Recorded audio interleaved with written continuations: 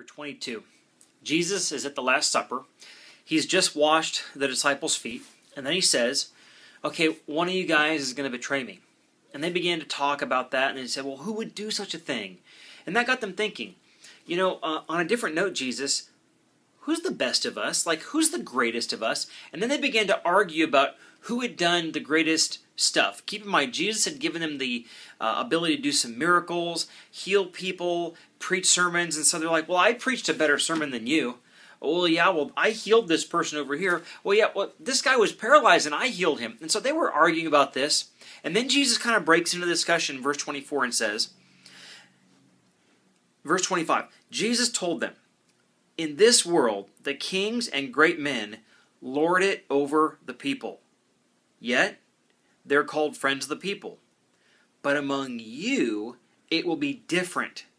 Those who are the greatest among you should take the lowest rank, and the leader should be the servant. We count greatness in numerical values. If you're in business, it's how many employees you have. If you're in social media, it's how many fans do you have. Okay? If it's finance, it's how many dollars do you have. If it's military, it's how many people are you commanding. And we're always trying to quantify how great we are and if we're greater than someone else. And the disciples just carry that over to ministry. They said, well, see, I'm better than you because I do this in ministry. And Jesus says, in every single arena, it should be like this. Because the kingdom of God is like this. You should keep score, but keep score in this. Who's the lowest among you? Who is the lowest rank? That's the greatest person in the kingdom of heaven. Now, we got to decide if we're going to believe this or not. Because God says this and people say that. Either people say you're great or God says you're great. You got to decide who you want to think you're great. But if you're going to go with God, then we have to live our lives differently today. Instead of getting people to look at us and saying, wow, you're great or you're amazing, it's how can I serve you? How can I talk about you and your needs and not me and what I've done?